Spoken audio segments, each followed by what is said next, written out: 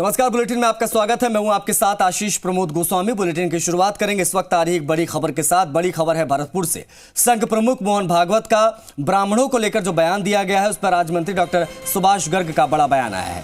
भागवत जी बहुत विद्वान व्यक्ति हैं, उनके बयान के मायने होते हैं। संघ का स्पेसिफिक एजेंडा है। पहले उन्होंने 80% हिंदुओं को अपने साथ रखा और 20% को अलग रखा। अब उन्होंने जानबूझकर ये स्टेटमेंट दिया है जिससे कि SC, ST और OBC वर्ग को साथ लिया जाए। दलित वोट बैंक को लुभाने की संघ की एक कोशिश है। पहले इन्होंने धर्म के आधार पर ध्रुवीकरण किया, अब जाति के आधार पर ध्रुवीकरण करना चाहते हैं। इसलिए ये बयान दिया गया क्योंकि संघ पर सवर्णों को साधने के आरोप लगते रहे हैं। इसीलिए ये स्टेटमेंट दिया गया है संघ प्रमुख द्वारा। तो ये देखिए, ये बयान आया है। हिंदुत्व में उन्होंने कहा भाई 80% हिंदुओं को अपने साथ रखो, 20% हमें नहीं चाहिए। जब ये एजेंडा इनका अब काफी हद तक जैसे हो गया कि भाई हम अभी लड़ाई लड़ ली, तो अब उनका मुद्दा है SC, ST, OBC को कैसे हम अपनी मुख्य धारा में लाएं। तो उन्होंने ये जानबूझ करके स्टेटमेंट दिया है। भागवत जी बहुत विद्वान आदमी है। कोई भी इस लेवल का आदमी इस तरह के स्टेटमेंट देता है तो इसके कोई मायने होते हैं।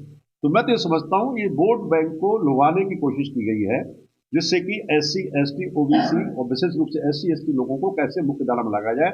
जैसे उनको, क्योंकि इसके ऊपर संघ के ऊपर आरोप लगते रहे हैं कि ये इनकी पार्टी है, सवर्णों की पार्टी है, तो उससे ध्यान हटाने के लिए एक ये ध्रुवीकरण करना चाह रहे हैं कि जातियों के आधार पर पहले धर्म का आधार लिया, अब जातियों के आधार पर लेकर के ध्रुवीकरण करना चाह रहे हैं। देवेंद्र हमारे सहयोगी ज्यादा जानकारी के साथ फोन लाइन पर कनेक्ट हो गए। देवेंद्र, पहले भागवत साहब का बयान, उसके बाद में राज्य मंत्री डॉक्टर सुभाष गर्ग का ध्रुवीकरण का आरोप, किस तरीके से देखा जाए इसे? देखिए, कहीं ना कहीं जो संघ प्रमुख है उन्होंने ये बात कही थी कि हम सब एक हैं। हमारे अंदर जो वर्ग व्यवस्था, जाति व्यवस्था वो बाद में आई।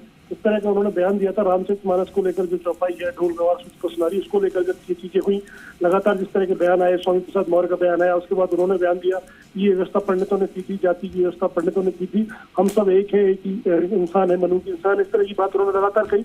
और अब उस पूरे मामले पर जो सुभाष गर्ग है, राजस्थान सरकार में राज्य मंत्री, उन्होंने बयान दिया है। उनका कहना है कि उस पूरे मामले में अगर संघ मोहन भागवत अगर कोई बयान दे रहे हैं तो वो बहुत विद्वान व्यक्ति हैं। उनका बयान के बहुत मायने होते हैं। संघ का स्पेसिफिक एजेंडा होता है और उस एजेंडे के तहत ही उन्होंने बयान दिया है। उनका कहना है कि संघ चाहता है कि जो पहले धर्म के आधार पर लोगों को बांटा, अब वो जाति के आधार पर SC, ST और OBC के जो लोग हैं उनको कैसे बीजेपी से जोड़े। इस बयान को इस तरीके से उन्होंने कहा है जी। जाहिर तौर पर। और अब देखिए, अब बयान दिया मोहन भागवत ने, उसके बाद से जो है अब जितने नेता मंत्री हैं सब अपने अपने हिसाब से उस बयान के मायने निकाल रहे हैं। और यहाँ पर सुभाष गर्ग जी का, राज्य मंत्री हैं जो, उनका ये बयान आया, ध्रुवीकरण का आरोप इन्होंने लगाया। हिंदुत्व में उन्होंने कहा भाई 80% हिंदुओं को अपने साथ रखो, 20% हमें नहीं चाहिए।